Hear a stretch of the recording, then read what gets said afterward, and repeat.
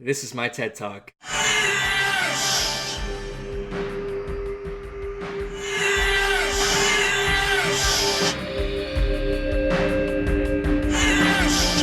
No. Hello, everyone. Welcome to episode 4 of the Bars and Tone podcast. I am not Brandon, also known as Brendan. I am joined by Will of the Lost Gamer, I guess. Is that how you would introduce it, Will? I don't know. I don't know either. I just kind of go with it. Okay. Well, thank you for having me on board again. Yeah, welcome back, I guess. You're our main co-host. You're like, thanks for inviting me back.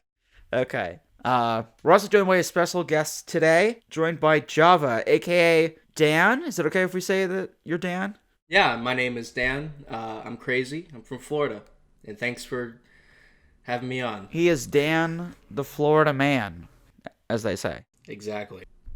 Just a little crazy. Just a little bit. Yeah. So how's everybody's week? Not too bad. Been playing a lot of Doom, getting hyped for Eternal. And pretty good week. Well, Not a whole lot going on. I might mention this, but I tried out leaderboards, the bar arcade that's nearby.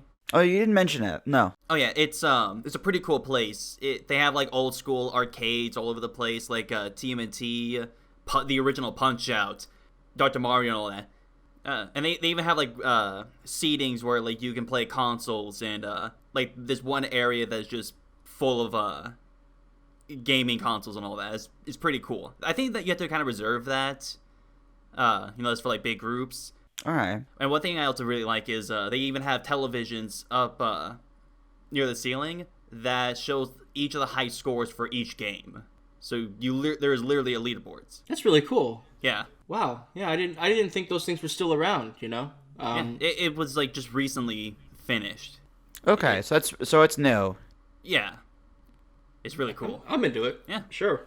I was gonna say when we were in the area, we should have all gone there. But if it's brand new, Yeah. then, we couldn't have gone there. So. Yeah, I think it was like it opened a couple weeks ago.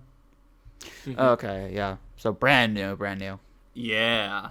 If I go back, hit me up. We'll do it. Return of the Kings. Just let me know when you're back, and then we'll hit it up.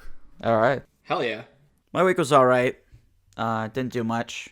Kind of hung out. Working on video projects. I actually have a bunch of stuff recorded that is going to be coming out probably next week. Alongside the Star Wars video when that's done. I kind of hit a big, wall with that video. It kind of was boring, so I wasn't sure if I wanted to release it or not. So I'm kind of starting over on it, and it's interesting now, I think. So what I'm going to be doing with it next. Were you overanalyzing something maybe and it was going on for too long, or was it the tone of the video?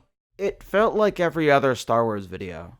And I'm not excited about doing that. So I changed it up a bit. Because it was originally just like a small review for, God, I can't even remember the name. Rise of Skywalker. Yeah. Completely forgot. Says something about the movie then. Yeah, exactly. Very memorable movie. But yeah, it was just like a short review of that. And I was like, this is just not what I want to do. So I changed it up a little bit. So we'll see. We'll see what happens with it. You guys playing anything?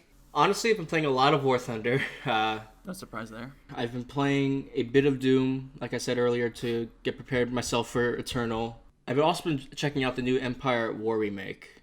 And basically they've redone everything about the campaign. They redone all the ship models and designs. They added some legend ships like the Eclipse. So that's been taking up a lot of my time, and I've been really invested in that.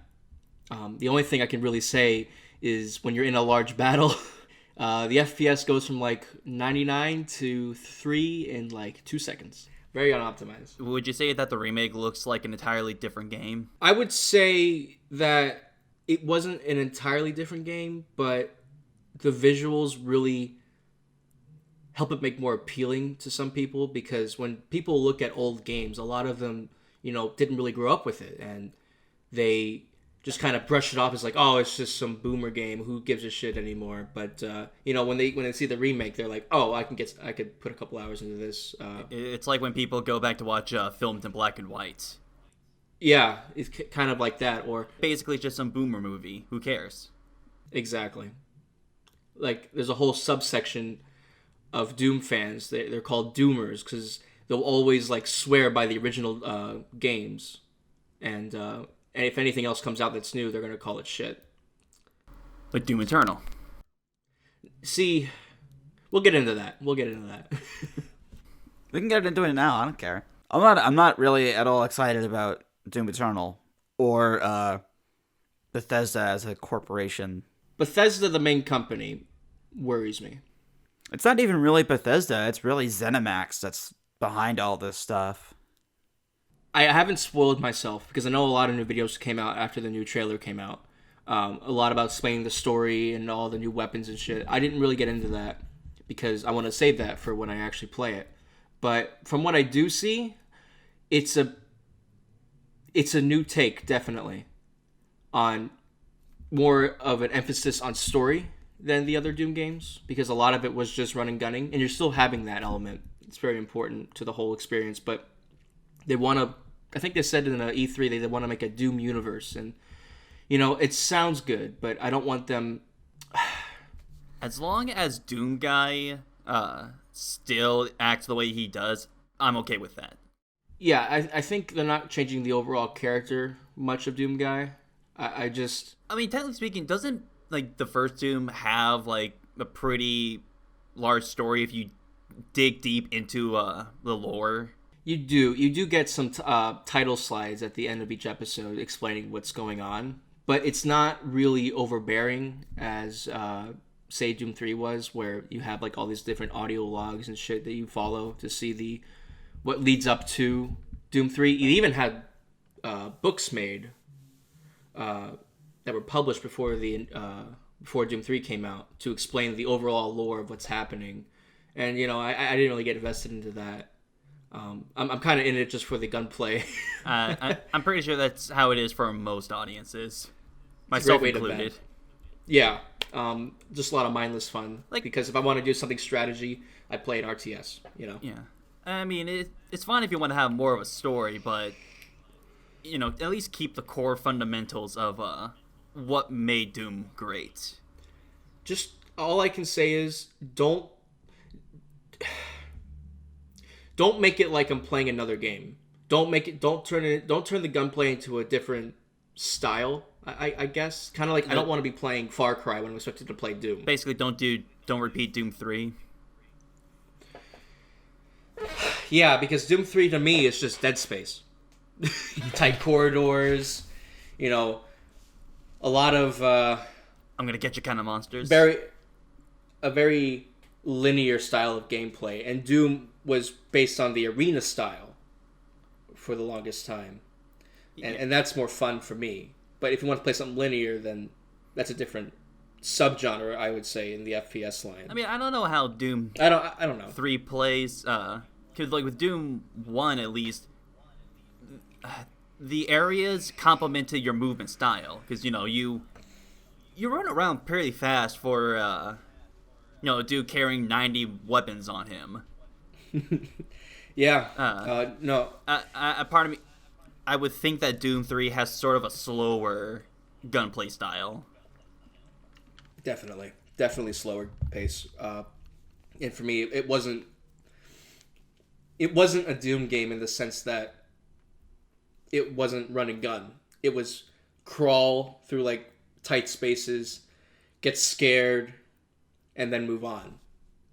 That's Doom 3 in a nutshell for me. I don't know. I've always had a soft spot for Doom 3. I don't think it's like the best game in the world, and actually compared to the sequel to a game we're going to be talking about a little later, it doesn't hold a candlestick graphically. Like Doom 3 did not age well at all. No. But for the time, 2004, I mean, granted, Source came out that year as well. But I would say that, especially with the lighting and the atmosphere, I thought it was very well designed when it comes to visually. I think it was pretty good. But yeah, I would agree that it didn't age well at all. I also find it funny that you compared it to a game that came out after it, which is a little silly. You're like, oh, well, Doom 3 is a little too Dead Space. Well, Dead Space came out in 2007.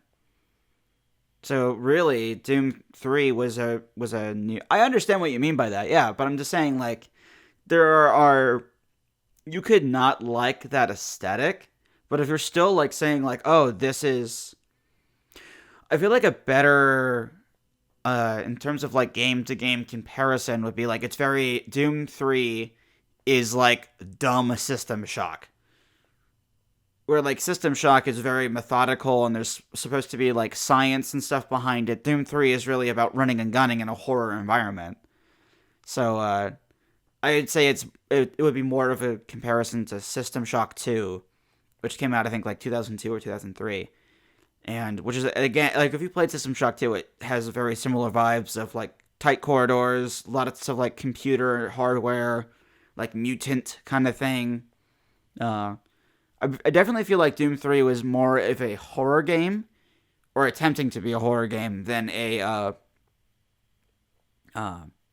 actual like Doom game. Like Doom, I feel like Doom 1 and 2 are less about horror and more about running around and shooting. And it's definitely more of that because that's what they were doing. Like that, the whole idea behind making those games was making better first-person experiences, and they were really the only ones doing that at the time. Not the only ones doing first-person games, but the first ones trying to like push things forward. And everybody else was kind of like copying Wolfenstein's mechanics. Anyway, Doom 3. I feel like Doom 3 gets shit on a little bit that it doesn't deserve. I think if it didn't have the title Doom 3, Yeah. if it was like its own thing, it probably wouldn't have that kind of reception. Because it's not your target audience. It's the wrong audience. And yeah, go back to your point. Yeah, I haven't played System Shock, so I had nothing else to compare it to. Yes, Dead Space came out 3 years later, but that's the only thing I could really say that kind of reminded me. I guess, yeah, it just kind of reminded me of Dead Space. But yeah, no, it came out in 2007. Something else that's kind of interesting about the Dead Space and System Shock comparisons are that there's a lot of evidence to suggest, although it's still rumor because it's not confirmed by anybody that I know of, that for a while EA was working on System Shock 3, and then their rights to the license expired, and a year later Dead Space came out. So there's a lot of like ideas and rumors that, oh, this System Shock 3 was actually Dead Space. And then when they lost out on the license, they went, oh, okay, well, we have to turn it into something else. And then they turned it into Dead Space, which became its own thing, you know? So there's some interesting, like, through-line connections there. And also something that's not really mentioned a lot in first-person shooter, like, discussions is Quake 4, which was made by Raven. And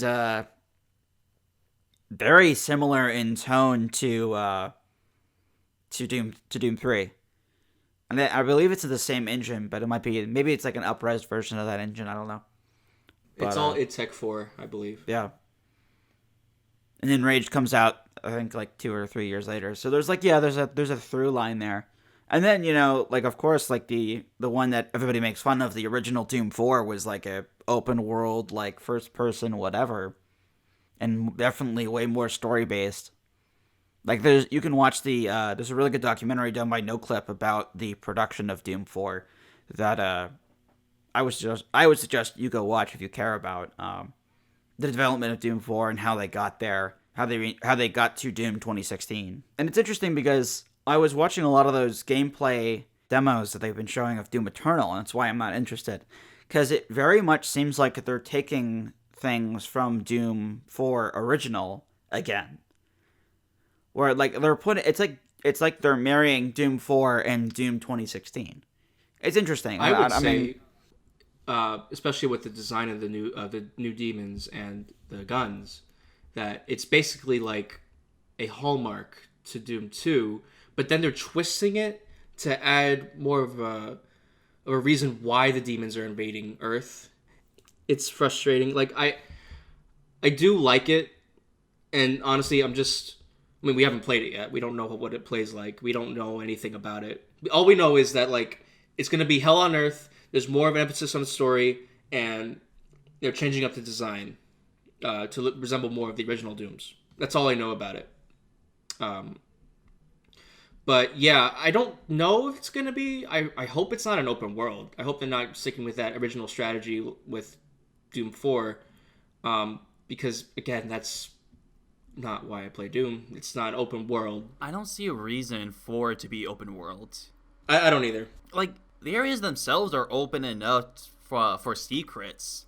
So I think that's kind of enough for Doom. If it's... Yeah, and it's not like the levels are linear or anything. A lot of them are basically broken up by, big arenas. And they're full of demons. You have to find key cards to open up doors, so there's like multiple pathways, and it can be a lot more of backtracking labyrinth-like. too. Reminds me a lot of that joke that Zero Punctuation used to make.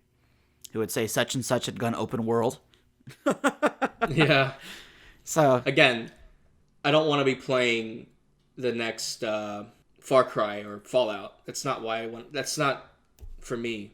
yeah. Then you had RPG elements in it.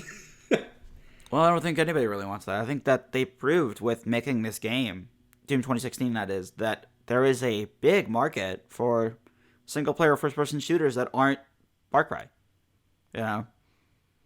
So it's a little distressing to me to see them back off of that market that they created. Not even created, that was already there, that everybody had kind of just ignored. And everybody thought everybody wanted Destiny, which is not the case at all. But Even Destiny players don't want Destiny. You can make a profitable single player game.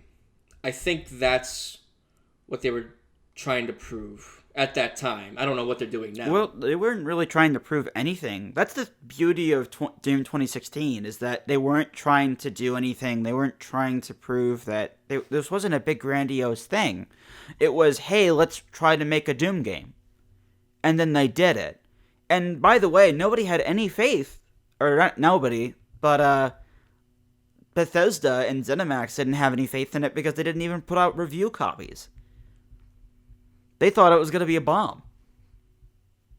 No, of course, they've gone back on that, and they're like, oh, yeah, we always had, faith in the team, and we knew that they were going to be destined for greatness, or whatever. But at the time, a lot of people were like, I don't know about this. So Doom Eternal might have the issue of corporate intervention. Right, because now you're seeing, so usually what that means, it's interesting. Because this happens a lot in the this happens a lot in the game industry, where a project is worked on with no corporate supervision, no publisher supervision, nothing. They're just like, what are you guys working on? Well, we have this small project called Apex Legends. It's a battle royale thing, whatever. Okay, you guys do whatever. Who cares? It's not going to be successful anyway, whatever.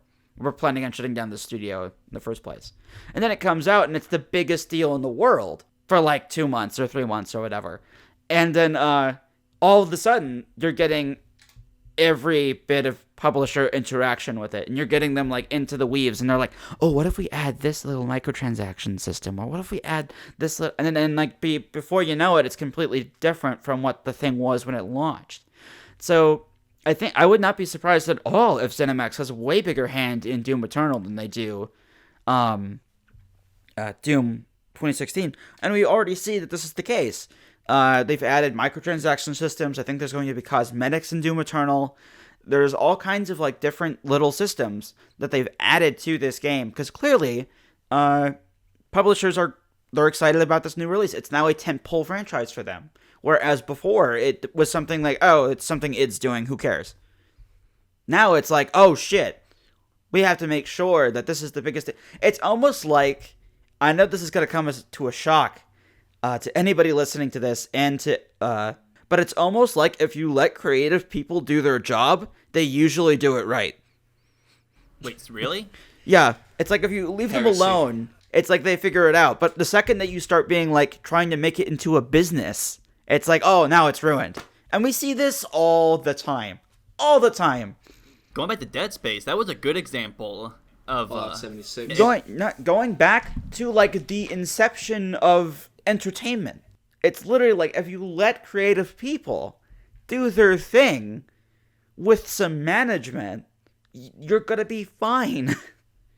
and it's almost like there's actually no accurate science that says what makes a product successful and what doesn't make a product successful, and everybody's just guessing.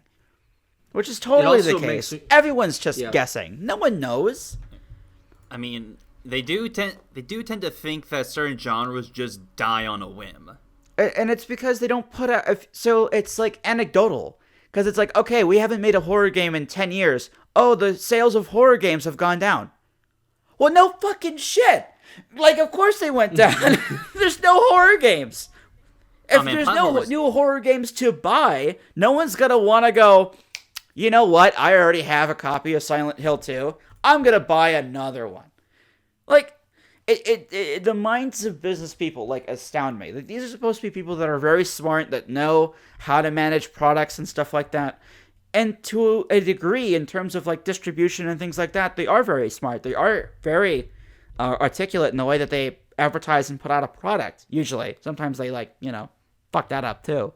But I just think that it's ridiculous to get this thing in their heads where it's like, oh, we can't do this thing because this thing isn't successful anymore. Well, it's not successful anymore because you're not letting it be successful. You're not giving it its opportunity. Like, the industry is still reacting to Destiny in 2013 with Anthem, with, like, whatever the hell Gearbox made, like, last year. Do you remember that? Not last year, but 2 years ago. Like, no one even remembers the name of that game anymore. And they moved on to Borderlands 3, which was already a Destiny, like, before Destiny came out, which is a looter first-person shooter, open world thing, yeah. So, like, the industry is ridiculous. And this is not just the games industry, although the games industry is definitely more predatory in terms of, like, marketing and purchases and things like that than the movie industry. And the movie industry has its own issues where, like, they will deliberately put out things in certain months that they know people won't go see in certain months, and they go, oops, looks like that bombed. No, you idiot, you put it out in the wrong month. You did that on purpose. We even see the games industry do that. Remember when Titanfall 2 came out the same time as, what was it? Call of Duty, World whatever. War 1. Yeah, and Battlefield 1. They came out at the same time. Like, I think, yeah, it was literally sandwiched in between those two. Yeah, brilliant. And then they're like, oh, it wasn't successful. Oops, I guess you guys made a bad game. No, that's not what happened at all. You deliberately made it so... Excuse me, you deliberately made it so that this was destined to fail. And if you didn't know that, you don't deserve to run the company. You clearly... Because if you put that there, and you did that on purpose, then you clearly have zero understanding of what sells in the industry. Zero. And how that works. Zero idea of how to handle any of that. Because you're going to put it right in between the two biggest launches, one of which is your own goddamn game. Okay, yeah. And the thing that, like, really, like, is frustrating about all of this is that we are three, like, young adult people in the middle of nowhere who can figure this shit out.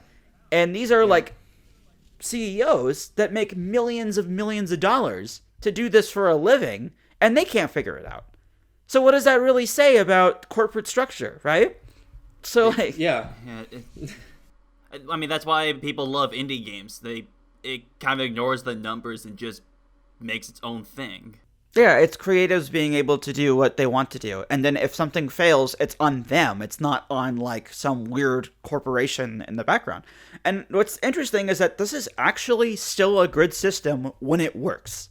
When you have publishers that have support for the developers that they're working on. I mean, look at the relationship with Sony and Naughty Dog. You might not like Naughty Dog's games, but Sony is not, from at least an outward perspective, interfering in the development of Last of Us 2. Where they're like, you know what? We don't really like it to have gay people in the game. That seems a little controversial. So could you cut that out of there? We know it's like something you want to do for a character arc, but don't do that. They don't do that. Well, one, because I think it would cause a huge controversy. But two, like, I don't see Sony interfering in that kind of way. They definitely interfere with other people.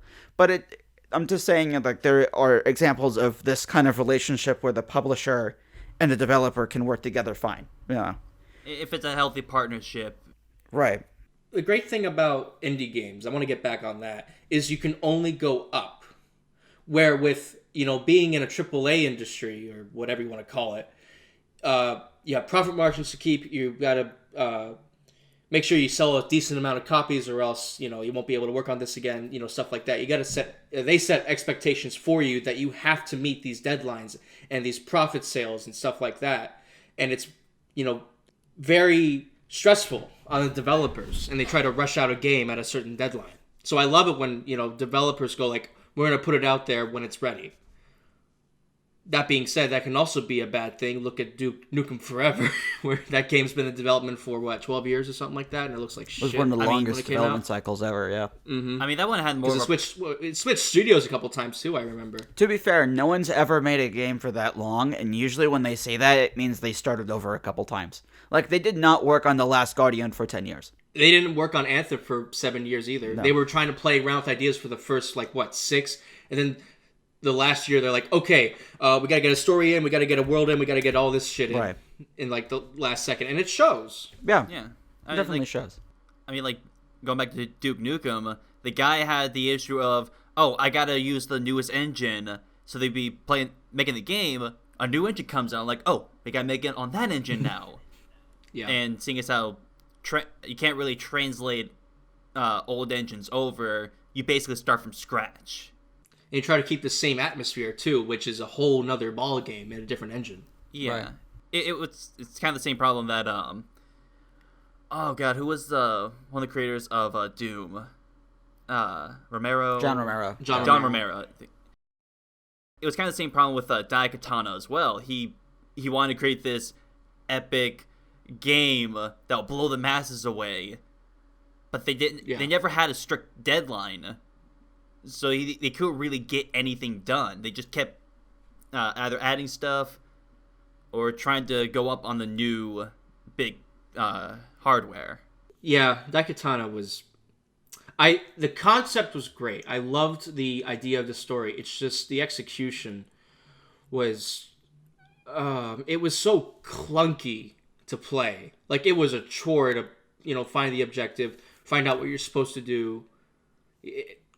There was no direction in that game. Again, to think that it was made by the same guy who made fucking Doom. John Romero is a great art director. He knows how to do some great concept art and put it into games. Because it's beautiful work. It's just, I guess he doesn't understand the mechanics of gameplay as much. I mean, because there is a disconnect there. He was one half of it. There was the other. I can't remember his name. John Carmack. Yeah, John Carmack. He was more of the game designer kind of person. So I guess once you remove one half. Yeah. Also Adrian Carmack as well. Have you guys read about John Romero's new game? It's apparently exclusive to Switch or something. Yeah, I he's think got I might have heard some kind of something about that. Yeah, he's got. I remember hearing something about a game called Black Room. No, He was working on that it's couple not Black years ago, Room. It's but- some mafia game that he's working on. It's actually very similar to Omega Stories. It's a very top-down mafia kind of game. Oh. I don't know. It didn't look very good. I was like, kind of looked very low budget. I was like, oh wow. Probably just showing he's still alive. Yeah, I'm still here, guys. I'm still working, dude. Anyway, what have you been playing, Will? I have been playing Final Fantasy XIV lately, for the 40th time. I have tried getting into that game on multiple occasions, usually fall out of it. This time, however, I'm just kind of sitting down and actually going through it. Especially since this is the first time I'm playing it and not trying to play the whole way through with someone else. So I kind of Now, is that an Final Fantasy XIV. is that an MMO or is that a different game? It is an MMO. Okay, yeah, I know a couple friends of mine playing that as well. Yeah, it's not bad. Although, after playing WoW Classic, I have a much greater appreciation for its pacing.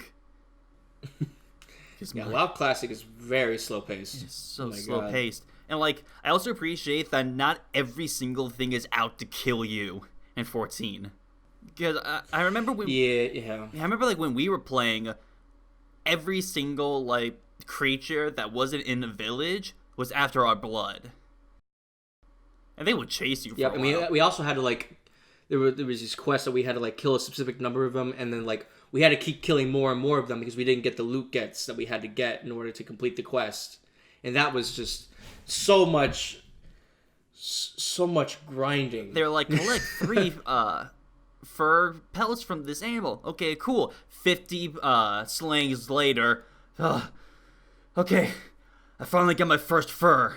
Do the same thing again with a different animal, and it's like, And from my understanding, like the grinding does not get any better in WoW at all.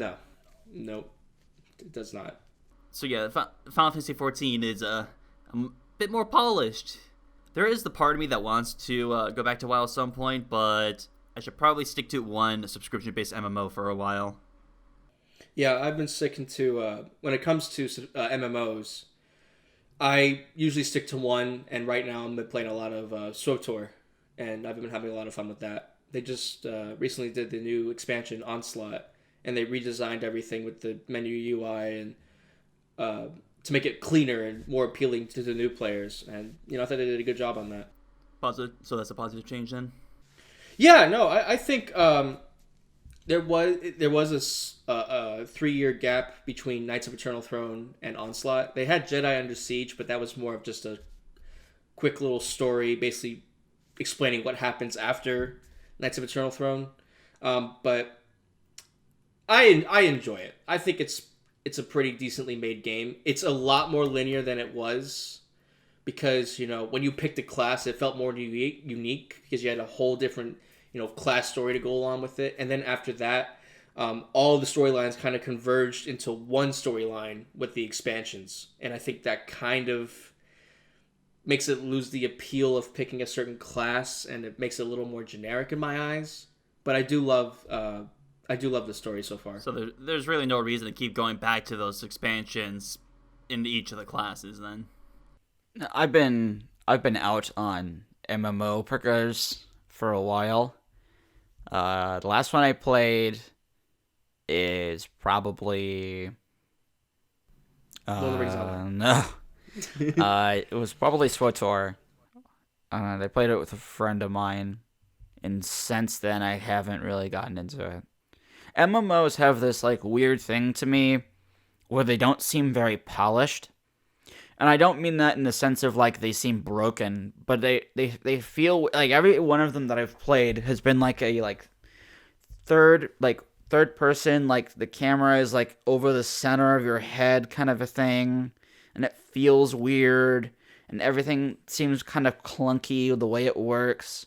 You go up to talk to people, and like 20 of them are talking to them, and like, because they're all on different quests and doing different things, and it never really felt like a world that I was inhabiting. It felt like the way I would describe playing an MMO for me is like going to a community pool that's way overcrowded.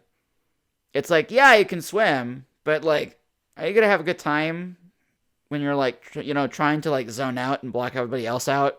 It's kind of hard, Yeah, That's a me thing, definitely. I understand that. One thing I find funny in MMOs is the story, and mainly because they always are like these world-ending stuff going on, and they're like, "Oh my god, you're the only one that can do it," and so is everyone else. Yeah. Yeah, that's something I don't like. That's kind of what I'm talking about. It's like it feels too fake.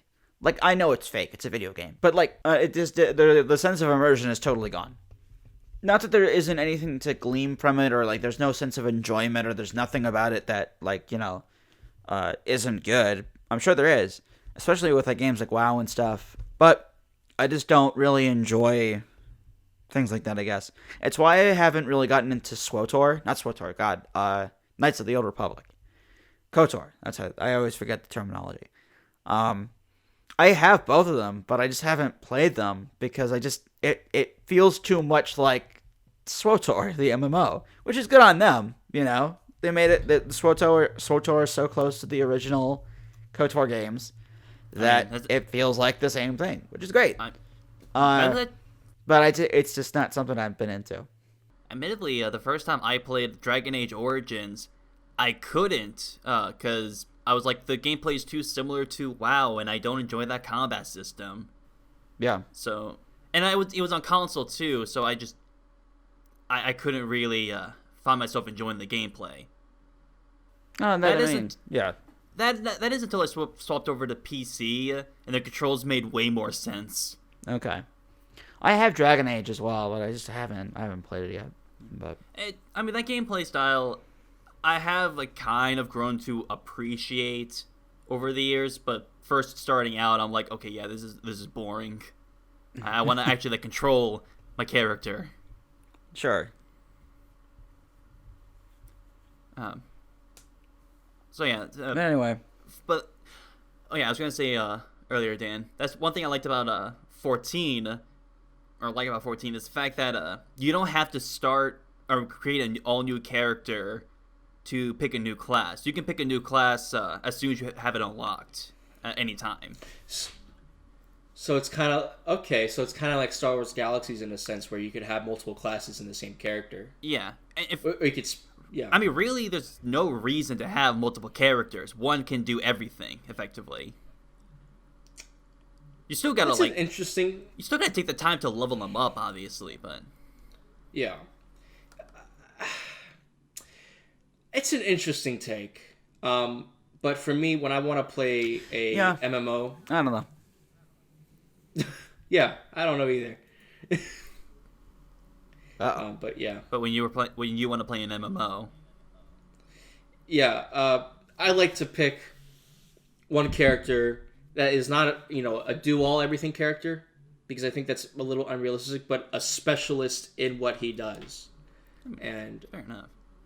I mean, like so like I think with SWTOR, what really helps that is the fact that each character have their own unique storyline.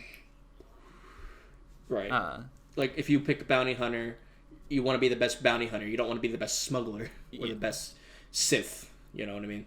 But in a game like Final Fantasy, where basically everyone goes through the exact same story, it kind of helps just having being able to choose jobs whenever you want. Right. No, I understand that. MMOs are very interesting because I know it's a lot of it is just cash grabs. I'm not even going to try to hide the fact that they are, because you're paying a lot of them, you're paying a subscription service. A lot of them have a lot of microtransactions, and then you have to pay expansions on top of that. And that is a huge moneymaker for the people making that. And I understand to a degree about why they do it, because server costs are not free. But to have a subscription service like that kind of irks me a little bit when they either wall off parts of a game, or it's so grindy that it's going to make you frustrated, and a lot of padding is involved, that it makes you just go, okay, fuck it. I'm going to go ahead and just buy my way to it, which is what they want you to do.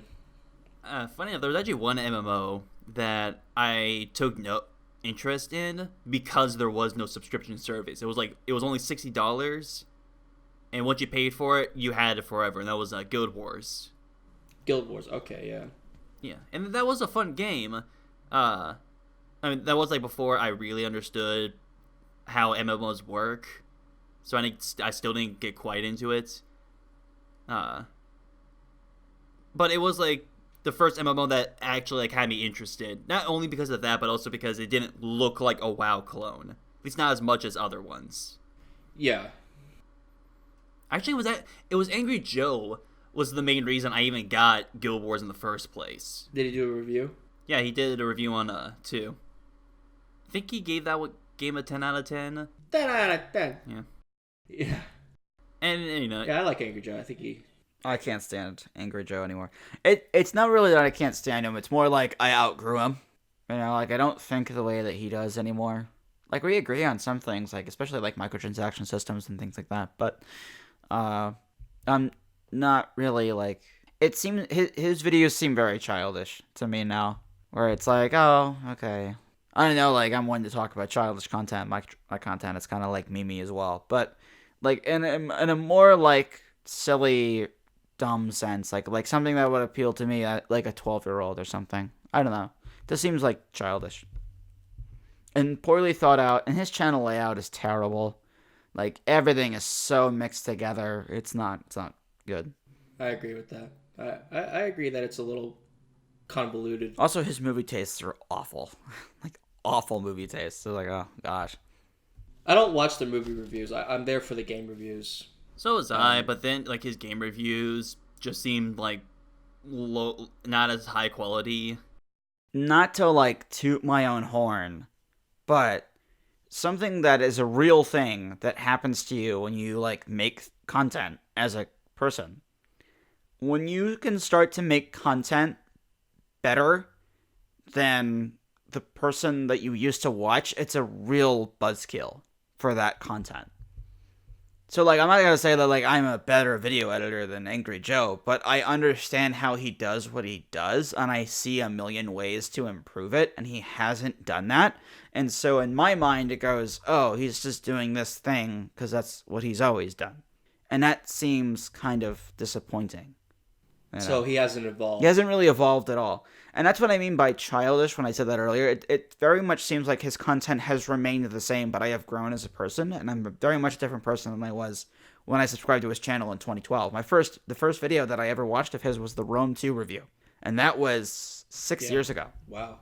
So, more than that. 8 years ago. I remember when that game came out. Yeah. You were very upset. Yeah. In a very, like, I think a very childish way, but I think he does play into his character a lot, and he doesn't.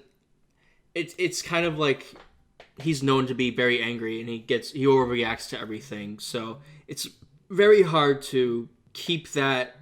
It's hard to change that character when that's the thing that's making you money. Yeah, yeah, You know? and then when the older audiences, as they grow with you, they get kind of tired of it over time, and then they kind of outgrow it, like you said. Yeah. And also, the audience is addicted to drama as well. So, like, being a major YouTube personality, anything and everything he does is under so much more scrutiny. And that's not a, like, woe is me thing. I feel like that happens with anybody who's famous. That's just the way that things are.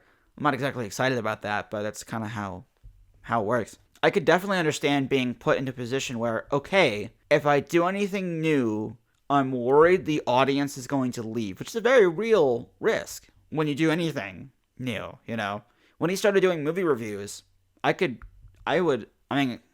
did make me unsubscribe. Like, I was kind of done with his content by that point. But I could totally see how that was a big risk, doing that. Though, I feel like that he should have started his own, like, angry movie reviews channel or something like that. That was, like, more for his thoughts on other things, but I could understand why he wants all of it in one place. But, I don't know. It seems very disappointing to me, and that he hasn't evolved or changed at all. And especially considering a lot of content creators that are below the 100 subscriber mark, that aren't even, like, close to where Angry Joe is, and they're way better at video production, at, like, telling what they mean, very articulate channels that get like 50,000 views a video, maybe. And that's like, we're talking like 50,000 subscriber rate at that point. But it feels like YouTube is very unfair as a landscape. Things that don't deserve attention get more attention than things that do deserve attention that don't get any attention, you know? And everybody's craving for attention. So, like, something I think is kind of crazy is there's a subreddit that I'm subscribed to called New YouTubers. And it's a subreddit where you're supposed to, like, collaborate with other YouTube creators and, like, upstarts and things like that. And I did I'll link it in the podcast description. I did a channel review thread on that subreddit. And a bunch of people sent me a bunch of stuff. And, like, one channel was actually going somewhere. No, 2 channels. I was like, yeah, that could go somewhere. Everything else was either a copy of something that somebody else had already done, a bad attempt at a Let's Play channel, or just bizarre, weird content where they weren't really thinking about what they were uploading. And I was like, man, this place is really just a cesspool of everything. There's no, like, I mean, we had this conversation over Discord before, but I mean, I don't know if you remember this, but I really feel like that there needs to be YouTube tiers where like there's YouTube for everybody, where you can just upload what you want. And at a certain point, when you get to a certain amount of audience, you can build yourself up to go into different tiers. Now, is that going to be like super effective in fixing all the things that are wrong with YouTube? I don't think so at all. But I feel like it would help clear out the cesspool a little bit. It very much reminds me, to bring it back to video games, of Steam and how Steam just lets anybody and everybody on the platform, you know? And YouTube does that same thing. And it's a good thing and a bad thing, because it's a good thing because anybody and everybody can make a career on YouTube. There is no right way to do it. As long as you can get the viewership, it doesn't matter, you know, what you do. There are huge content creators that you have heard about, you know, like people like Logan Paul and things like that, that have glaring editing mistakes, like level 1 editing mistakes. Like there's a mistake in one of the videos where he's cutting to a clip of what somebody said, and they didn't include the audio in the clip. Like, what? Wait, what? And that video gets 600,000 views because, you know, it's Logan Paul. But, you know, somebody could hypothetically work hundreds and hundreds of hours doing tons and tons of research on a video and only get 300 views. So it's a totally unfair platform. To bring it back to Angry Joe, so I understand why you wouldn't want to diversify your content and putting it in different places, because that's a big risk. And he might have tried that at some point and saw that it didn't work and it wasn't getting the same amount of viewership. I don't know. But it's a very scary place where the rules are made up and nothing matters on this platform. So it's interesting. So if Brendan's done stroking his own ego, should we move on to the news section? I don't stroke my own ego. Calm down here. Strutting your feathers a little bit? No. If anything, if I could do something, that's a bad sign. Because that means that, like, clearly what they were doing was not that hard. If I could do it, you know. So, no, what I'm saying is that, like, I feel like if I could do something, then clearly that thing is not that hard and they are not trying hard enough to do something new. Because they should be trouncing me with that kind of viewership. You should be, like, kicking me in the dirt and be like, you don't know this, you don't know that. What are you, a moron? No. Instead, it's like, oh, no, I know more than some of these people. And I don't like that at all, because it feels like that's not how that's supposed to work. But whatever. Maybe that's the benefit of an education. I don't know. You playing anything else, Will?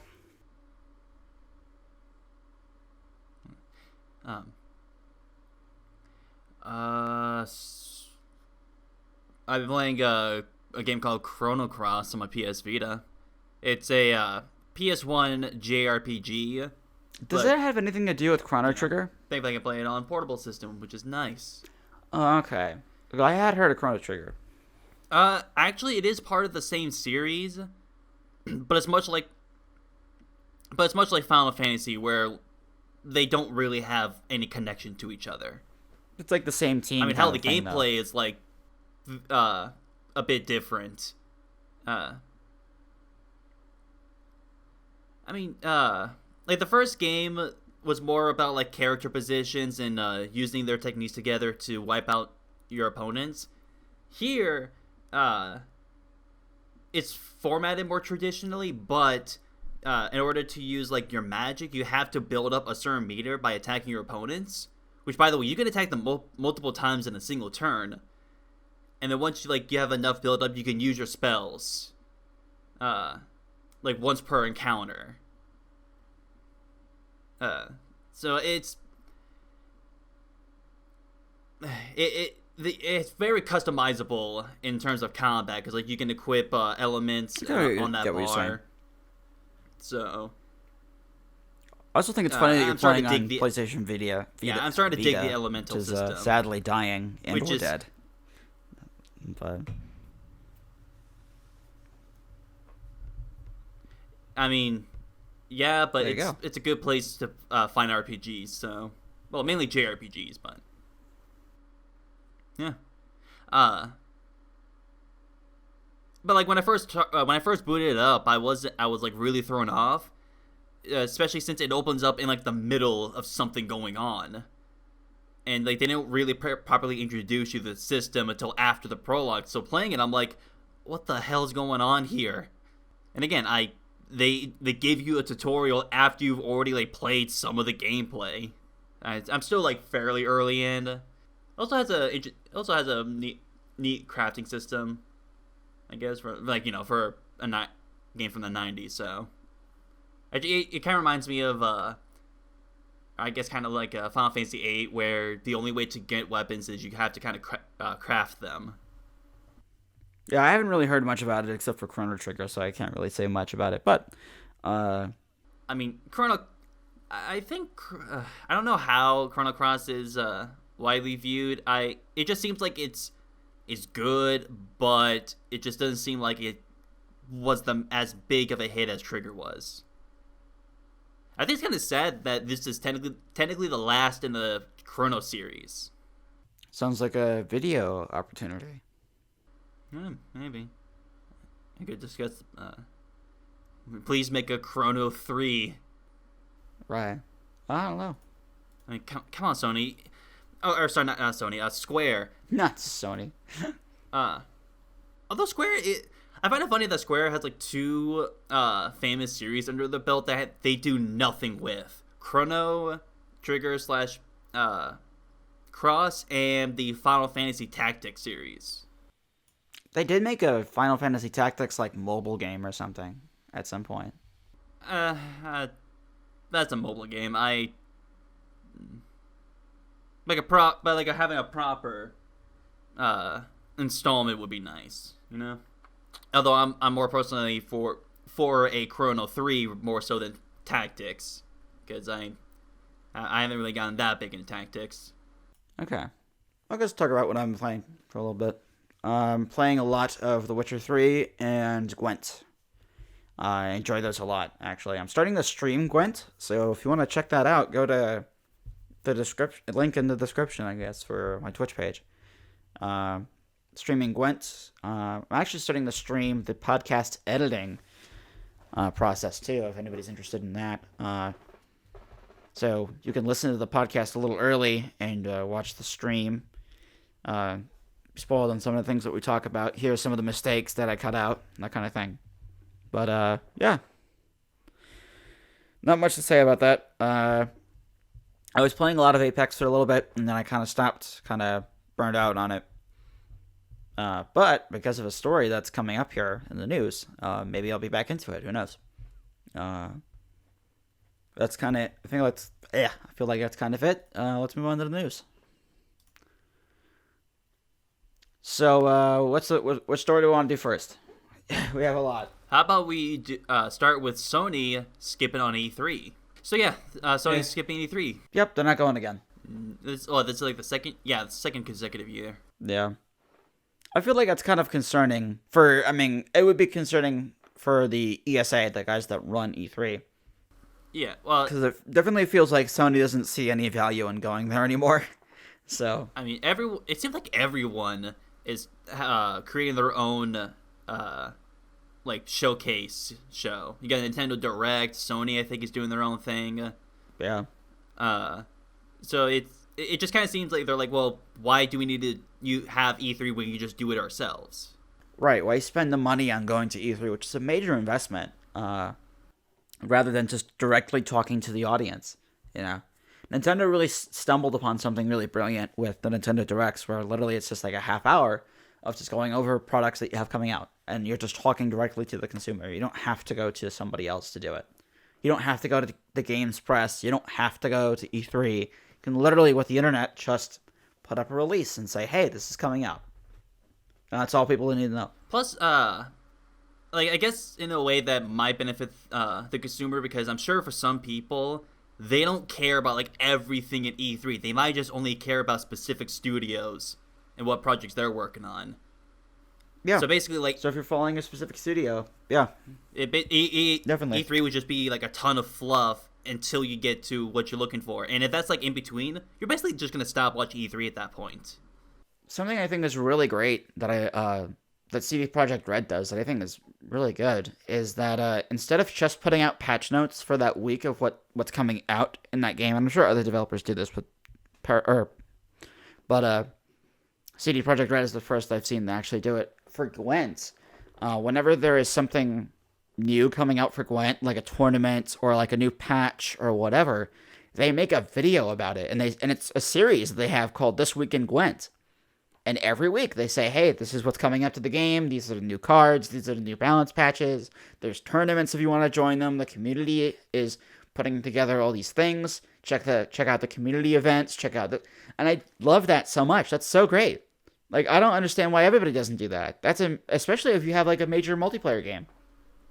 That's brilliant. Where the community is, where the game is the community. Yeah. And it's not just like you're not hiding behind a forum post anymore. You're like, this is what we're doing. This is why we did it. Here is what the community is doing about it. You should support the community people. And then when you're supporting community people like that, they often get jobs in the industry because you're showcasing their work. And that was just like such a like brilliant move that I'm surprised no one else is doing that. That's because it really humanizes you as a developer. Because you're putting a forward face, right? And then, two, like, you're being very open and communicative about why you're doing certain things. And then at least, like, you're not... Because then, like, a lot of... Like, something that another multiplayer game that I follow does a lot, Counter-Strike. Valve puts out a lot of patches for Counter-Strike, but they don't tell you, like, why they did this thing, usually. Sometimes they do. Where they're like, we made this move because a certain amount of people said something about it. But there's no, like, forward-facing, like, hey, we did this because we thought X, Y, and Z, and we want your reaction to it, so please tell us what you think, and then stuff like that.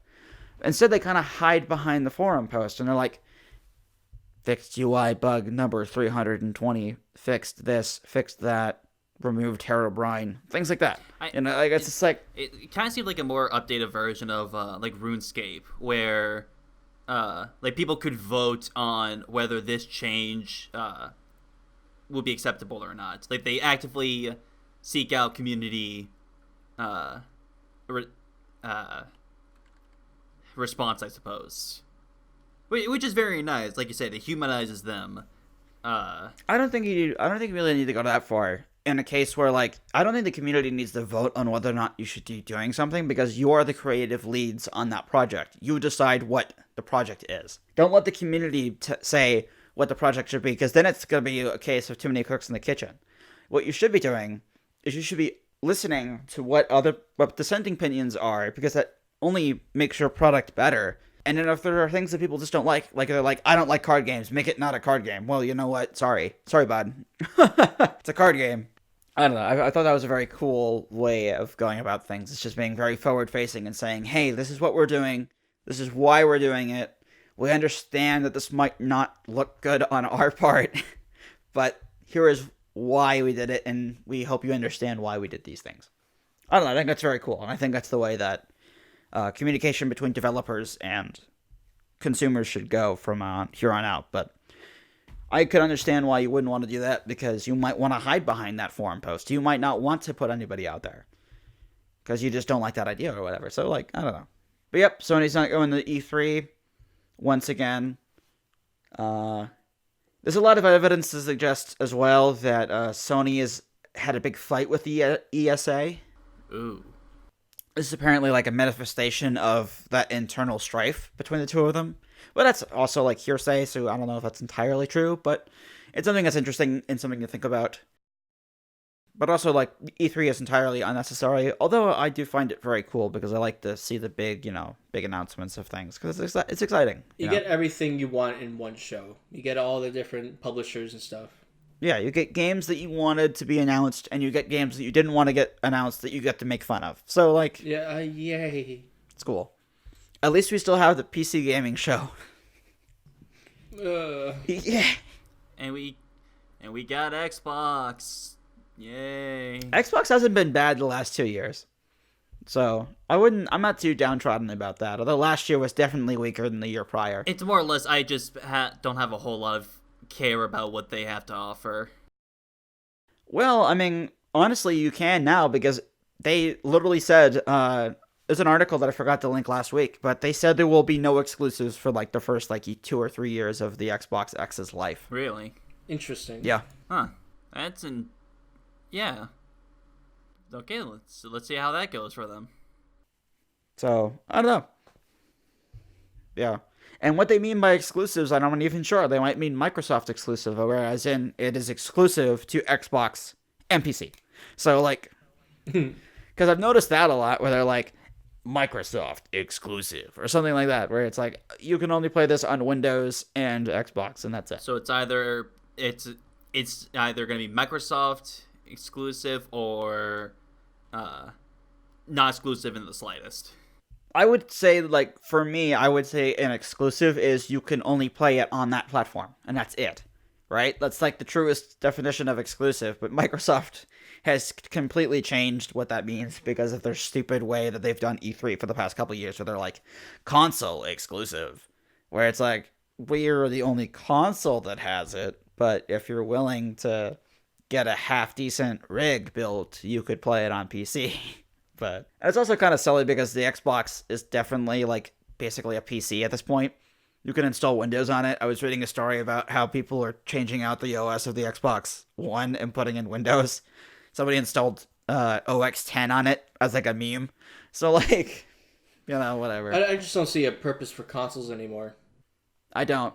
Their architecture is so PC. They're basically customized PCs. They're, like, pre-built. Yeah, I understand the sit down and couch mindset, but you could just get a home theater PC and hook it up to your TV.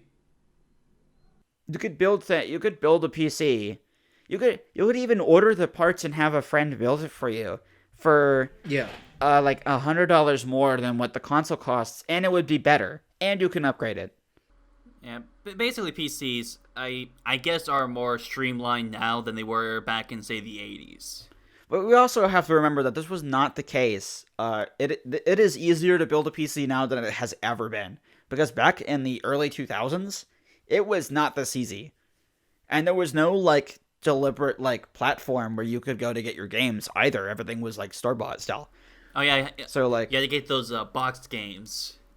The initial reason of why you would want a game console is definitely legitimate in 2007. But right now, I don't really see a need for it. It just seems like, oh, I don't want to do that thing. I don't have the knowledge to do that, so I'm not going to do it. That's fine. That's your prerogative. But there's just, you cannot deny the superiority of having some kind of computer do that stuff for you. I don't know. Plus the mods, man. Yeah. And also mod support is just at the wazoo. That mod support makes up for the cost of every PC game. Yeah. It's the main reason Skyrim's good. Yeah. I recently got into, speaking of mods, I recently got into Monster Hunter World. I just got it on the Steam sale that is taking place right now. By the way, as of recording and as of when this should release, there's a Steam sale going on GOG and Steam, obviously. So if you want to find something that you want to get, go do that. People apparently need to know that. So I included it in the news section. I just saw that we skipped over it. So go waste more money on games, please. Yeah, go do it. Go support developers that need your money. Apparently more than you do. I mean, AAA developers really need your money. Yeah, well.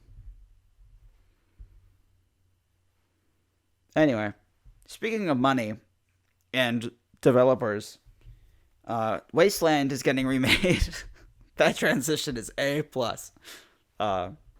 I couldn't. It's. I thought this was kind of cool. I'm kind of excited about this. Wasteland is basically, for those if you don't know, Wasteland is Fallout before Fallout came out. One of the developers of Wasteland actually moved over and started a new studio, and they worked on a series of RPG ideas that eventually became Fallout 1. So, and that was due to weird rights issues, where certain EA held the rights to Wasteland, but someone else held the distribution rights to it, so they kind of let it go and they went and made their own thing. And recently that developer got the rights back to Wasteland, and so they're going back and they're making Wasteland 3, which I'm very excited for. and they're also remaking the original Wasteland. So that's cool. I mean, the remake does look a lot more modern, I guess, compared to the original. Like, my God, looking at the original, I like the screenshot here. It says re-paragraph 2. I'm assuming that means that this game didn't have dialogue inside the game. You had to like get the manual or something that had the dialogue in it. No, that wasn't the case, but I could understand why you would think that. Either way, though, like just looking at it, that looks old school. Yeah. So yeah, I can see looking at the remake. It looks like it seemed like it took some elements of Fallout with the look of the HUD, the way it is. Oh yeah, 100%. But I mean, Fallout, I guess, is just a more polished wasteland. So that guess that makes sense. Yep. I don't know. It's exciting times, especially for this developer. So it's cool. Cool to see that. It comes out in February for those who are curious. Yeah. And Wasteland 3 is on track to release on May. Yep. So that's like a bumper to bumper there. That's kind of cool. That is pretty cool. I might have to check those out, especially the remake. Oh yeah, definitely. Because I want to. You kind of missed out on Wasteland 2. Wasteland 2 was free on GOG for like 2 weeks or something. Damn. Then I guess this will be a good way. I think it'd be interesting. Yeah. I want to like Fallout 1, but I never grew up with classic CRPGs, so there's sort of a wall for me there. Yeah. Maybe. Can I just say, all right, I'm gonna get up on my high horse here for a second. Speaking of CRPGs, I'm a little annoyed. So recently, Blizzard published Warcraft 1 and Warcraft 2 and Diablo on GOG. Awesome. Great. I'm excited. I'm glad they did that. Where's my Diablo 2? I want my DRM-free version of Diablo 2. Diablo 2 is the reason why I like Diablo. I haven't played it in a decade. Can I get that, please? I don't want to download Blizzard's dumb whatever. I want Diablo 2 on GOG. DRM-free. Without the Chinese bloated spyware or whatever. Can I get that, Blizzard? Thank you. All right. I think you're just going to have to stick with Diablo 1. First, they're going to come out with Diablo 3, then they're going to come out with Diablo 2 on GOG. No, Diablo 3 is never coming to GOG. Diablo 3 isn't too bad, but I want my Diablo 2. It's the reason why I like, whatever. Diablo 2 is another game I want to get into, but again, haven't grew up with that one, so bit of the gameplay wall for me. I understand what you mean, Will, but the way you phrased that was kind of funny. It's like, I would love to play this game, but I didn't have a childhood experience with it, so I don't feel like I should play it. There's no reason for me to invest any deeper in this game. Yeah, unless I played it as a dumb child person, it doesn't matter. No, I know what you meant, but it's funny. Speaking of dumb children who make things, Kojima. These transitions, they're awesome. Just nailing them, Again, smooth as butter. Exactly. Kojima's working on a new game, and he apparently also wants to work on a manga, so that's interesting. So probably there's going to be a tie-in, or I don't know if it's going to be its own thing, or he wants to be a tie-in or whatever, but there's a lot of rumors right now of him working on a horror game for Sony, so that's interesting. Maybe we'll get Silent Hills back. We'll get Silent Hills, but it's not called Silent Hills. Which everybody thought that's what Death Stranding was whenever it was first announced, but I mean, seeing as how they literally have the same guy in it. Yeah. The same people worked on it, too. Did anybody get the chance to play Death Stranding? Touched it. I'm waiting for the PC release. Yeah, I played a little bit on PS4. I enjoy it. It's really good. I really enjoy the world design of it, and the music design is really good. Or sound design, rather. Sorry. But I totally understand why some people don't get it, or not that they don't get it, but that they don't like it. Yeah, it does seem like a very slow game. Oh yeah, very slow burn, and that's on purpose. Much like Alien Isolation, you have to have some patience with it, I guess. Yeah, or you have to be getting there. But yeah, so I'm curious about the manga thing, if that's gonna be tied into any games. There's also I also find it interesting that apparently they're going for more I guess smaller games this time. Yeah, I would. That makes a lot of sense to me because he wants to get more stuff out faster, and the best way to do that is to make small scale fun things. So I'm guessing like he yeah, just like gave some ideas to some people in the studio, just like work on this and you work on this. Maybe he might be directing a couple things at once. Who knows? I know he wants to make a movie as well at some point. So, which I always felt like he should be doing that. Like I feel like he'd be a better filmmaker than he would be a game designer. But I will be very none of interested. his games are bad or anything. I will be very interested in how he would handle tackling being like a movie director, right? Oh, or yeah. whatever. Often, though, what's interesting is a lot of time you don't see that crossover work out very well. Like when you change genres of something, it doesn't like work. It's weird. I mean, yeah, it swapping over mediums can be a bit jarring because they require two different ways of tackling it. Yeah. But like an example for me is Watanabe, the anime director. Something I think is very funny is that he actually made a live action short of Cowboy Bebop, and it looks like a student film. Like it does not look good at all. But his animes are like perfectly like framed, and all this like cinematography is really good, and like things are like really well done. But I guess making the transition doesn't always work, But there's things you don't know about one thing that you know a lot of in the other, I guess. But it just all depends on who's making it, if they understand the difference, I suppose. But I don't know how Kojima is like in his games, and I haven't really played them, so I wouldn't know like how it will look translated into a movie version. Yeah, no, I understand that. Speaking of things that don't translate, Apex Legends has some more characters that leaked. So these are probably imminent, I would say. The last time that this happened, where characters leaked, like they were they immediately came out into the game. So this is probably like the next season or whatever. Oh yeah, I think both these characters, Revenant and the I don't remember the name of the other character that they listed. But yeah, those are definitely, if they're real, they're coming like real fast, and they look real. So, I mean, Revenant looks pretty cool. It's got like that sort of skull face, all. It's a pretty rad looking robot design.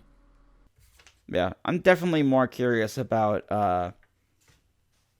what their abilities are than what their characters look like. So, I mean, yeah, I can assume like Forge obviously has tank-like abilities. yeah. I mean, you never know. Maybe it'll be enough to bring me back into the game. Because I'm kind of out for a little bit on this point. It's taking a breather. But if it's really good, Bring why back not? duo mode. Oh well. Where's the heavy update? Anyway. Gotta remind me about the heavy update. Oh man. Oh man. Yeah, rep the heavy update. What about Moonbase? Oh no. Just throwing out a bunch of like TF2 references. Whatever. No, we're not gonna get anything else. TF2 is dead. Sorry guys. Sorry to burst your bubble, but TF2 is dead for sure. It'll never die. It'll just never get updated. No, I would say that a game is dead when it is no longer being supported.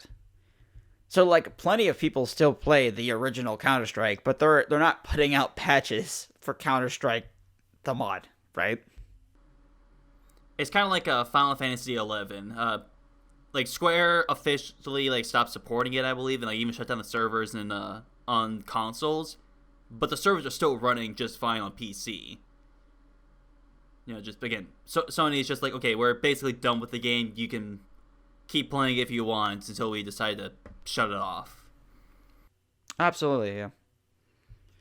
That's something that's like a bit scary about the future of video games, is that a lot of this stuff is online based and server based, and the second they shut it off, that thing is gone forever, pretty much. Like, if anything, the more recent Battlefront games are one day will be like almost completely worthless if they ever once they decide to shut the servers down.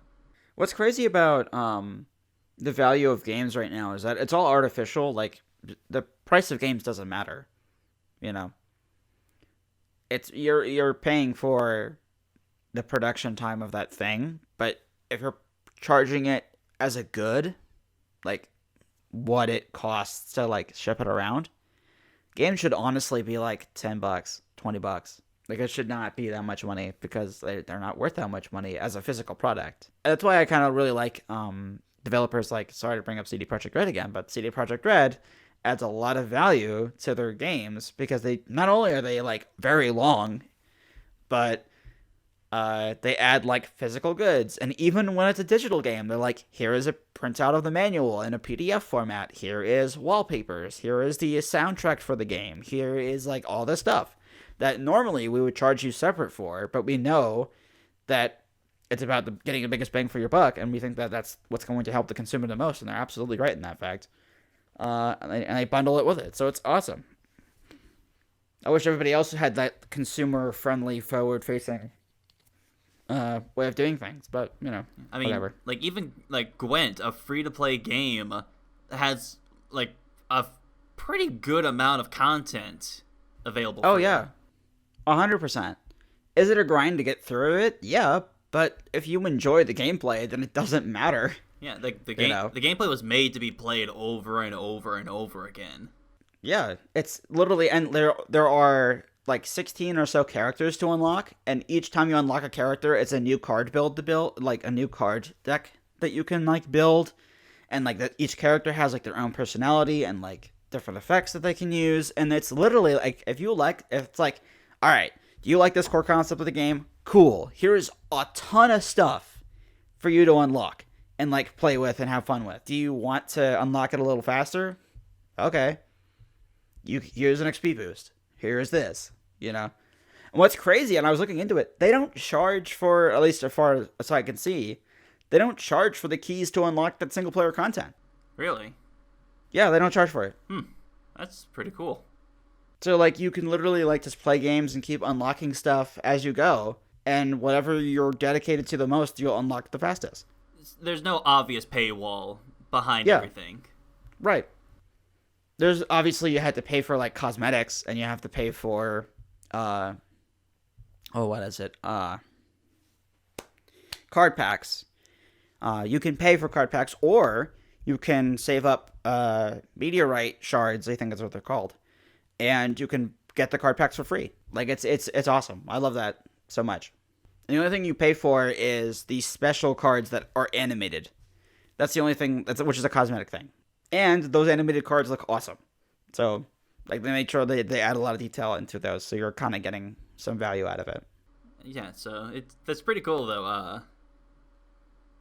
The CD Projekt Red seems to have like a good way of adding value to that $60. Oh, absolutely! It's amazing. That's like they're like one of my favorite developers right now, and they're so forward facing with the consumer. You know, it's like, this is what you're getting. This is why we think you should get it. You know, it's awesome. I love CD Projekt Red. I hope they stay this way. A lot of times, these kind of things don't stick around for long, so try to appreciate it while you can. The only thing I don't like about CD Projekt Red right now is that it seems like they put their employees through a lot. That's unfortunate, but it's also a reality of working.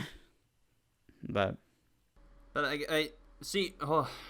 Cyberpunk is probably gonna be like a good way to see if they really do have like a good future in gaming. I think they have a good future. I think so, yeah. Witcher 3, and I feel like this is basically the next step in that.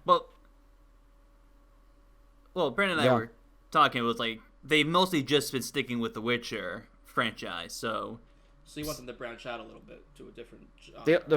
They've done two things that are not what Witcher is, which is a third-person RPG. They did Gwent, which is a multiplayer card game. They did Thronebreaker, which is a single-player version of Gwent. and they did a like adventure game that's like a board game that no one remembers, but wasn't that bad, surprisingly. So everything they've made has been good. But they haven't left the Witcher universe yet. They haven't gone out and done something that was like completely new for them. And so this is the real test for them, I think. Are they going to pass that test? I think, like, hands down, they're going to do it. But you never know. A new story that I didn't put in here, by the way, is that apparently it was delayed because of last generation consoles. Like, apparently the hardware on, like, the original PS4 and the original Xbox One have totally screwed up Cyberpunk's development. So that's Really? unfortunate. Yeah. And there's a lot of evidence to suggest right now that they're not even going to hit the date that they've said. That they might delay it again. Oh my god. Go figure. I mean, they do like pushing things back. Yeah. I mean, this is not new. They did this with Witcher 3 for a long time. I think they delayed Witcher 3 like 3 times. And they even make a meme about it. They were like, yeah, we're kind of hoping that we don't have to do that for Cyberpunk. But if it happens, it happens. I mean, I am hopeful towards Cyberpunk. I have faith it will be a good game. Yeah. I just gotta And wait it shows for the that game. commitment of that studio. Because I really feel like on any other publisher, it would have been like cancel the version for PS4 and Xbox One. Just cancel that version. Oh, yeah. Although I do think it's very, very funny that I'm seeing forum posts where they're like, "Oh man, do you think Cyberpunk's gonna come to Switch?" No, I don't think so. Witcher 3 hardly runs on the Switch as it is, so Yeah. I don't know if the Switch can handle it. I don't think it can whatsoever. Because the Switch runs mobile graphics, so And I'm pretty sure a game like Cyberpunk, if it was on Switch, would drain the batteries fast. oh yeah, even if you could get it running, you would probably have to have it docked. Or else at most, you probably have like a half hour worth of gameplay on mobile. Oh yeah, But you know what game I think would run well on Switch? what? Half-Life. Hey, well, with the transitions, look at that. I know we didn't have one last week, but the main discussion for this week is Half-Life, and would we want to discuss the Half-Life universe or just Half-Life 1? Let's stick with Half-Life 1. Maybe we'll get to Universe. Yeah. Okay. Yeah, so this is spoilers for Half-Life 1. If you don't want to listen to it, don't. None of you want to listen to it because I've seen the analytics, and the last episode of the podcast, people only got halfway through before clicking off. So I guess in this version of the podcast, it's already at an hour and a half, and is probably destined to be at least 2 hours or 2.5 hours. It's probably not going to happen that you're going to make it this far. So anyway, what do you guys think of Half-Life? Yeah, let's just move on from that. Let's start. Dan hasn't said a lot recently, so let's go with Dan. Dan, what do you think? Half-Life 1. Just one? Yeah. So, what I would say about Half-Life is it does remind me a lot of Quake. As is fast-paced, you have the arenas, you have the three-dimensional element going for it compared to Doom, which doesn't have that. I think it runs on this. It's technically like a very heavily modified version of the Quake engine, so I guess that kind of makes sense. But it's a lot of fun to play. The story, if you just play it by itself, it's very different, for me at least, to have like this whole idea of like a resonance cascade where all these aliens come to Earth after you try a science experiment that went horribly wrong. I thought that was very interesting. That basically you just run around with a crowbar and just beating aliens to death. But surprisingly, a very run and gun game with a heavy story element to it, and I, really enjoy it. What does it mean to you, though, as a fan? So it sets the foundation for the Half-Life universe, obviously. But what I guess for me is I love how it ages. It's I don't know how to put it into words right now, but it's a game that you could always go back to if you want to relieve some stress. If you want to just run and gun, and just blast through the levels. And yeah, it's a great first person experience. All right, I know I have a lot to say. Some, if you're done, Dan, I'm gonna go Sure. over to Will. Will, what do you got to say? I find it interesting going back to Half-Life, because I know that this game set a lot of new foundations for modern PC games. Like I think it was like one of the ones that popularized the WASD movement. I think. Yeah, that was new at the time. That everything else had been like arrow Yeah. keys or something like that. Yeah, so like I know that this game set a lot of new standards, so it's interesting to come back and like see how it was all done. And some things don't quite age as well. I mean, the character models are very polygonal. Also the AI the AI mainly for your partners can be a little annoying at times. Although I feel like the partner system is very underutilized, because either the scientists really don't do anything other than open up doors, or you have the policemen who can help you, but they're really only with you for like one area, and then you have to like kind of go down a ladder that they can't go down. So like, I was a little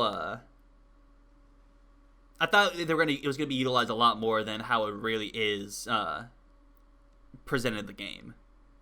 So, and yeah, and on the topic of the gameplay, I do like the run and gun gameplay, as you said. Because this was still when the gunplay was run and gun before Call of Duty, when it was still like. Although Gordon Freeman doesn't really he doesn't feel as like light as say the Quake guy, where you're moving all over the place and you feel it's light like feather. Freeman still has some weight to him, I feel like. So he's not as mobile, which kind of sucks because the game ended up being a lot more difficult than I thought. I don't know if I just suck, but there were times where I would have to run through an entire section with only 2 HP. What difficulty were you playing on? Are you playing on hard or? I swear I thought I played it on normal. I actually never looked at what difficulty I was playing, but I don't know, it just always felt like enemies, like the soldier guys are super accurate. Oh yeah. And like when there's all of them all around you, your health gets drained so fast. And you even have sections that like are designed to drain your resources. And there's actually parts of it where I realized, wait, I don't have to kill these guys. So I would just run through them, trying to get myself away from them. Which ends up happening a lot in the earlier sections when you only have like the pistol and you have like maybe 5 ammo with you. Yeah. But I will say it does make having all of your resources like maxed out to capacity feel so good. Especially if I would like be stuck in the 50s for my health for a majority of the game, which does make it, I guess, more intense. Okay. And like one other thing, even though the weapon variety is similar to Half-Life 2's, one thing I missed I'm a little disappointed that wasn't in Half-Life 2 were the more like alien weapons. Like in Half-Life 1 you had like the laser gun that was pretty good at taking care of those like big armor dudes, which were a pain in the ass, by the way. Like the fact that they have homing attacks sucked. I couldn't hide from them. Yeah. Or you had like those bugs or whatever that were like basically little minions that would attack your enemies. Little stuff like that. And 2, you mainly just had the coolest weapon that there was the gravity gun. That was basically, and most of your weapons were just kind of like standard weapons you would find anywhere else. Those are just that's about it. I've been replaying it. I'm replaying the source version actually, which is apparently not very good. But the version, at least when I've been playing the source version, it seems like it's running okay. There's definitely some differences that I prefer Gold Source. It's an alright experience. I definitely recommend the Gold Source version first. Half-Life is my favorite game, probably of all time. But who knows? There might be something that comes out that's really good. that takes that spot. Half-Life to me is more than just what you play in the game. Like Half-Life is this whole expanded universe, and it tells its own story in such a unique and like crazy way that it's insane at the time that no one had really thought to, because most games at the time were really just throwing you right into the action. You start up, here's your gun, go kill the thing. But Half-Life, infamous slow train ride, was like such a patient and intelligent way of starting your game that had not really been done before. And I thought that was kind of crazy when I learned about that, because we kind of like take that for granted now that games have like a slow start, or like that are very like methodically driven or whatever. And just the ideas that Half-Life as a game brought to the industry, well, some of which had not been taken up by the rest of the industry, but maybe it's for the best. Have Valve's structure as a company where everything is very flat and everyone just works on their own thing, which partially is developed because of Half-Life and the crunch that Half-Life created when they were trying to get it done in 1999. And then, of course, there's the community aspect of it, which there are people whose whole careers are entirely based off of Half-Life and its episodes. A YouTube channel that comes to mind is Valve News Network. His whole channel exists because of the ending to Half-Life Episode 2, So Half-Life, not just as a game, but as a franchise, has developed and changed, like, so many people's lives in such a crazy, profound way that it means a lot to me.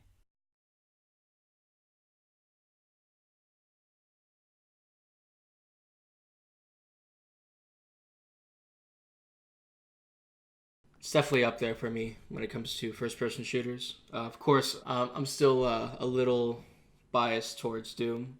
Of course, definitely, it's like one of the first games I ever played. So of course, I'm going to have a little more nostalgia for it, because I think I only got into Half-Life when I was maybe 10 or 12, and I didn't understand the story yet and the whole concept behind it. But then, over the years, I grew to appreciate it. After a while, as I grew older. But for me, with Doom, it was just basically you get in there, you know what you're gonna do, you just run and kill. And for me, that's more appealing to me, especially when I was such an early young age. And then you go to Half-Life, and it's definitely more story driven. Someone just collapsed. And it, it's hard to get into when you're younger, but when you get older, you do appreciate it more. So basically, Brendan, Half-Life is very important to you as a person. Yeah, then? I think because Half-Life made me think of things that I hadn't really thought about in my own industry, which is filmmaking. Filmmaking hasn't really changed since the inception of editing, and since then everything has been kind of the same. And I just thought about how big of an impact Half-Life had on the video game industry, that the video game industry was so young and new at that point that doing things like as basic as you don't start killing things right away was so groundbreaking. I don't know, it's interesting. Funny enough, on the topic of like the slower beginning, I saw a video today from Trope Talks. She brings up how some stories do introductions, and she brings up how stories nowadays tries to like hook you in the very first paragraph. Like there's just that mindset of it has to grab you the second you like touch it, or else like your audience is not gonna. They're not gonna be invested the entire story if you don't hook them on the first part. So it kind of creates this sort of like weird mindset. So basically, we kind of have this sort of industry that doesn't feel like they can trust the audience. Into like slowly being invested in the story. It's you gotta grab them by the balls from the get-go. So I find it interesting, like how in Half-Life, as you said, has a bit of a slower build-up. And again, even in Half-Life 2, it starts off kind of the same way. With the train thing, you're just on a train, walking around and just seeing the world around you, and like how people are reacting in your environment. And so I find that kind of cool. That I find it interesting that you say that how it's again slower build up. Right. And that's not the whole story either. You know, it's funny that everybody kind of talks about Half-Life shooting, but Half-Life shooting isn't all that great. It's just okay. You know, it's really the universe and why you're doing those things that's more interesting, at least to me, and apparently to a lot of people too. And like, there's so many things that are so great about Half-Life in terms of narrative design that no one really talks about.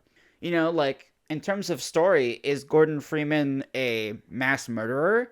Is he a Joe Blow scientist? Is he a friendly colleague? Yes, to all those things. He can be whatever you want to be as a player, and that's something that was really special about the original Half-Life that kind of is lost in its sequels, is this ability to be who you want to be as a character. And it's very much a showcase of Valve's over insistence on player testing, because originally Half-Life 2 did have killable NPCs, but they decided to move away from that because they wanted to focus more on their story. Now that story was very good, but you know, it definitely there's a big loss there of what Half-Life was, you know.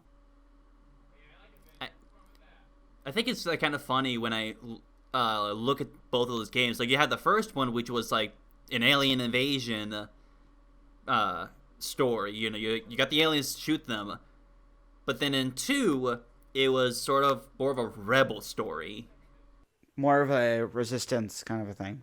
And which I think is kind of an interesting way to turn the story. And you know, and as you said, like for Gordon Freeman, is more of a you're his mindset pretty much. Like, you make him out to however you want to be. Yeah. And then you got Half-Life Alyx, where it seems like you're playing a predefined character. You can't really make a personality out of her yourself. Right. It's something that has been designed for you, you know. Whereas Half-Life 1 is more of a world that you exist in, I feel like. Despite the like gold source engine jank, there's still a lot of like brilliant design there. And there's so much strategy to it too that kind of people forget about. And I think people forget about it because it's designed for you to not notice it. But throughout the entire game, you are taught how certain enemies behave, and certain enemies do certain actions, and they will repeat those certain actions. And so, as a consequence of that, you kind of figure out what their actions are if you're paying attention to what each villain is doing. And then, after like you are introduced to these different types of monsters or villains or whatever, these enemy types, you are then given opportunities to outsmart your enemy. So so for example, it's a very popular example. The Vortigaunts have a certain amount of time before they can shoot at you, and they can only hit you in line of sight. So you could start to like figure out like, okay, I'll use the shotgun. I dodge around the wall, blast him, go to another wall. He'll miss that shot because he can't see me anymore. What really adds to Half-Life's shooting mechanics, because shooting by itself is just, it's a shooting, whatever. But the way it's designed and the way that you're taught to interact with enemies is very clever and interesting. There's a very famous section towards the middle of the game where you walk into a tunnel and you have a turret after you've wiped out some soldiers. Whereas a turret section in something like Modern Warfare just has you shooting at random enemies. In Half-Life's example of the tunnel experience, you know which enemies are about to fire first because you understand the charge mechanic of the Vortigaunts by this point. So you can kind of hit them like whack-a-mole. Like, okay, I know this guy's going to go. I know this guy's going to go. I know this guy's going to go. And so not only are you killing your enemy and not only are you beating your enemy, but you're outsorting them too. And it makes you feel smarter as a player. The only time that doesn't really apply is more towards Zen, which I feel like is a bloated kind of weird ending. So it's something that I feel like it warrants its own discussion, but it's something that Black Mesa actually does rather well. I think they handle Zen rather well. You're talking about the final boss? Yeah, Zen is the final world and boss of the game. Which I'm fine with that final battle with, what's his name? God, I can't remember. I almost said Gravemind, but that's Halo. The Nidalanth, that's what he is. The final battle with the Nidalanth is interesting. And the audio that you don't hear it while you're fighting him, but if you go into the game's audio files and you listen to what he says, it's very interesting. And he also has a little bit to say about the G-Man as well, which is another kind of interesting character decision. That is very... I was thinking about this the other day. G-Man is a very fragile character because the second you actually explain what he is, it's ruined. So it's almost beneficial for you to never say anything about what it is or why. Yeah, when it comes to mysterious characters like those, it's kind of runs to the problem of if you give them any explanation, it just outright ruins it. Right. Because nothing is But better then, than like- what the person's come up with in their head, right? Yeah. But back on the final story or the final battle, funny enough, I like went into the battle. I kept shooting the goddamn thing, and it went on for like quite a while. I was running low on HP, getting low on bullets. I have swarms of enemies coming after me. I'm like, why won't this guy die? And until I realized, oh, I had to shoot the freaking crystals around the room. Oh, yeah.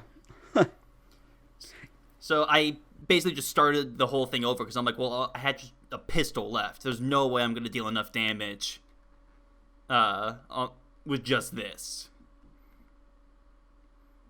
And then once I reloaded, I had all my rockets, so that didn't take me that long to kill him. Yeah, I don't know. It just seemed to me, it just didn't seem like the game gave a good indication that he wasn't taking damage from my bullets. But at the same time, I probably should have looked at the crystals and be like, yeah, those might be good to destroy. I don't know. I disagree. I feel like that it actually does. It handles that very well. It's definitely more subtle in the way that it does it. But it's definitely something that you have to kind of be paying attention to the color design and why certain things behave in certain ways. But I gotta get it. Yeah. I looking back on it, I'm like, okay, so I should have really looked at like the circling, glowing balls around him and put 2 and 2 together. Mm-hmm. But I didn't, so I still beat the game at least. Yeah. So that's what I'm good about, proud about. It don't know. took me so long to finally get through those games. Yeah. Cause when I first picked it up, as you said, Brendan, the gameplay is just okay, and I think that's why I just didn't get into Half-Life. At first I was like, the gameplay is just meh, or it's just okay. Yeah. It's about its universe and things like that. So, But I mean, like looking at I think the games are designed really well as a game itself. Like I like the whole world or each level like just being one continuous section pretty much. The only barriers preventing you from going back is like maybe a block path or like you jump down a cliff so you can't jump back up, or you oh yeah, there's definitely like clever ways of hiding certain level Yeah. loads and things like that. yeah, like it's a very I really feel like Half-Life would benefit a lot from seamless transitions technology that we have nowadays. But God of War has proved you can do that without like having the loading screen be obvious. yeah, So I'm willing to bet that Half-Life Alyx might pull that off. But yeah, definitely. I mean, assuming you have like the Yeah. proper rig, that allows for seamless transition. Oh gosh, I have no idea what's gonna be in store for that, but that's an interesting future conversation. Apparently, it's still gonna come out in March. So, Yeah, is that really it about for Half-Life, guys? it's a game that still holds up pretty well. I think so. Just it's I don't find it to be like as fun as some of the other classic first-person shooters. Okay. Well, thank you for listening to the Bars and Tone podcast, episode 4. This is a long one. Jesus. It's gonna be crazy to edit Oh my God, yeah, have fun with that. with all the dogs bark. Yeah, I know. Gosh. It'll be fun. See you guys next week. Bye-bye. Bye. Bye.